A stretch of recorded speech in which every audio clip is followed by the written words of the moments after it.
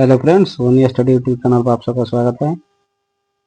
तो आज की न्यूज़पेपर में देखते हैं कि जो टॉपिक दिया हुआ हमारे एग्जाम से रिलेटेड, जो यूपीएससी के जीएस पेपर 3 से है। इसमें हेडलाइंस के तौर पर देखें तो India needs to expand its trading base to overcome global headwinds. तो इसमें 30 पॉइंट से रिलेटेड बात किया गया है। तो हाल ही में S&P ग्लोबल द्वारा जिसकी उसकी फॉर्म है IHP, उसने जो रिपोर्ट पब्लिश की है उसमें लास्ट मंथ में हम लोग का स्कोर आया है 59, जो मंथली परचेजिंग मैनेजर इंडेक्स होता है। अगर इसमें बात करें तो इससे इन्वेस्टर्स एंड पॉलिसी मेकर्स में एक खुशी की लहर है, क्योंकि ये पिछले 25 महीने से चली आ रही लो वैल्यू यानी 56.5 जो लास्ट जनवरी तक रही है, इसे इसमें इंक्रीमेंट देखने को मिली है, जो हमारे फिजिकल ईयर 2025 के फर्स्ट क्वार्टर में है। इसकी अगर बात करें तो इसमें NSO ने भी अपने GDP ग्रोथ के जो आंकड़े हैं वो जारी किए हैं, जो दिसंबर के क्वार्टर फाइनेंशियल 25 के लिए था। तो इस तरह से देखें तो इसके पहले जान लेते हैं कि PMI क्या होता है, परचेजिंग मैनेजर इंडेक्स क्या होता है। तो इसमें मेनली 6 प्रकार के पैरामीटर्स इंक्लूड किए जाते हैं, जिसकी बेसिस पर यह स्कोर निकाला जाता है। जो पहला हमारा आता है न्यू ऑर्डर्स, दूसरा आता है हमारा प्रोडक्शन, तीसरा employment, fourth supplier, fifth deliveries and sixth आता है इन्वेंट्रीज लेवल, किसी कंपनी की कैसी रही है। ये चार्टर्स उसके बिहाफ पर ही इसको मेजर किया जाता है। इसमें जितने भी 6 पैरामीटर्स हैं इनको इक्वली वेटेज दिया गया है, ना कि किसी को कम और ज़्यादा। अगर बात करें तो हमारा न्यू ऑर्डर्स क्या होता है। न्यू ऑर्डर्स होता है ये कि लेवल ऑफ न्यू बिजनेस जब भी स्टार्ट करती है कोई कंपनी, उसके द्वारा कितने बिजनेसेस रिसीव किए जा रहे हैं। दूसरा आता है हमारा प्रोडक्शन। तो प्रोडक्शन की बात की जाए तो आउटपुट प्रोडक्शन लेवल क्या रहा है किसी कंपनी का पिछले साल और पिछले मंथ में। नेक्स्ट आता है एम्प्लॉयमेंट का, कंपनी द्वारा कितने हायरिंग या ले ऑफ किया जा रहा है एम्प्लॉयज का, यानी कंपनी से बाहर निकाला जा रहा है। फोर्थ आता है फिफ्थ डिलीवरीज का, जो speed and reliability of suppliers के बारे में देखता है, यानी गुड्स एंड मटेरियल जो भी होती है उसकी डिलीवरी कैसी है उसको देखा जाता है। नेक्स्ट आता है इन्वेंट्री लेवल्स पर। तो इन्वेंट्री लेवल्स पर रॉ मटेरियल का स्टॉक किसी कंपनी के पास कितने हैं और फिनिश गुड कितने हैं, यानी उसके प्रोडक्शन से लेकर उसके लास्ट मार्केट में उतरने तक के सारे आंकड़ों को देखा जाता है। इसमें पिछले मंथ जो हमारा मार्च का रहा है उसमें इंडिया का स्कोर 59 रहा है, जो काफ़ी बात मानी जा सकती है इकोनॉमी के लिए। अगर इसकी PMI की बात करें तो ये 3 मेजर्स में नेक्सली देखा जा सकता है कि ये PMI का स्कोर से हम लोग कैसे काउंट कर सकते हैं कि ये अच्छी या किसी कंपनी के लिए बैड हो सकती है। तो इसमें PMI आती है 3 प्रकार के। PMI होती है 50, PMI less than 50 and PMI more than 50। यदि जब हमारी PMI मोर देन 50 आती है तो इसका मतलब होता है कि यानी इकोनॉमिक ग्रोथ में एक्सपेंशन हो रहे हैं। वहीं PMI अगर लेस देन 50 आती है, इसका मीनिंग होता है कि किसी भी कंपनी में कॉन्ट्रैक्शन आ रहा है, यानी कंपनी और इकोनॉमी सिकुड़ रही है। वहीं PMI 50 की बात की जाए तो नो चेंजेस को इंडिकेट करता है।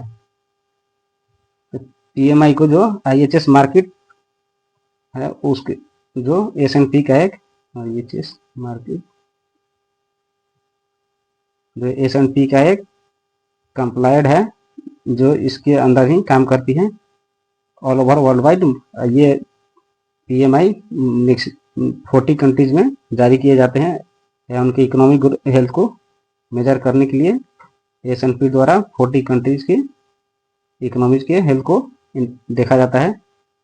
अगर तो इंडिया का 80% जो भी है GDP में 2010 से हमारी मैन्युफैक्चरिंग एंड सर्विसेज सेक्टर की योगदान रहा है। 10 से लेकर 2025 तक इसमें मैन्युफैक्चरिंग एंड सर्विसेज सेक्टर का एक्सपेंशन देखा गया है। नेक्स्ट आता है हमारा जो बॉम्बे स्टॉक एक्सचेंज है हमारी, जिसमें मैक्सिमम ट्रेडिंग कंपनी जो होती हैं 30 लिस्टेड, उनमें भी एक्टिविटी पार्टिसिपेट करने का देखा जा रहा है और ट्रेडिंग में उनका लोड उनकी बढ़ते जा रही है। वही देखा जाए तो सॉलिड नेट प्रॉफिट ग्रोथ जो होगा है नियरली ऑल फर्म्स का, जो हमारा क्वार्टर रहा है लास्ट 2025 का, यानी दिसंबर से फरवरी तक का, तो इसमें इंडिया ने काफ़ी अच्छा परफॉर्मेंस दिया है इस साल।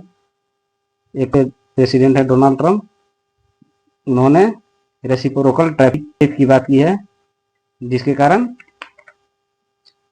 मैन्युफैक्चरिंग सेक्टर में चैलेंजेस आने की संभावना व्यक्त की जा रही है। वहीं एआई ड्रिवन जो भी सॉल्यूशंस आ रहे हैं उनके कारण भी डिस्ट्रप्शन देखने को मिल सकती है हमारे सर्विसेज सेक्टर में। वही हमारी इंडियन स्टैटिकल सर्विस यानी एनएसओ की बात की जाए तो इसने रियल जीडीपी ग्रोथ में 3.2% के योगदान की बात की है। वो भी हमारी लीडिंग जो आईटी फर्म्स हैं उनके द्वारा। हमारी जितने भी फर्म्स के ग्रोथ की बात की जाए इंडिया के, तो उसमें आईटी सेक्टर के साथ साथ मैन्युफैक्चरिंग के साथ साथ हमारे एआई का किस तरह से योगदान अब आने वाले समय में हो सकता है। यही में मुंबई में जो इंडस्ट्रीज का मीटिंग हुई है उसमें ये जाहिर किया गया इंडस्ट्रीज के द्वारा कि जो पिछले साल की ग्रोथ रेट से देखा जाए यानी फाइनेंशियल ईयर 24 में तो 3.8% की ग्रोथ रेट रही है। वहीं जब फाइनेंशियल ईयर 2025 की बात की जाए तो इसमें 5.1% की डिक्लाइन की बात हो रही है। ये हमारे लिए कंसर्न की बात हो सकती है, क्योंकि इसमें सर्विसेज सेक्टर का जो योगदान होता है हमारा 16% लगभग एनुअल ग्रोथ की रहा है, जो पिछले 25 सालों से जिस तरह से परफॉर्म करते आ रहा है।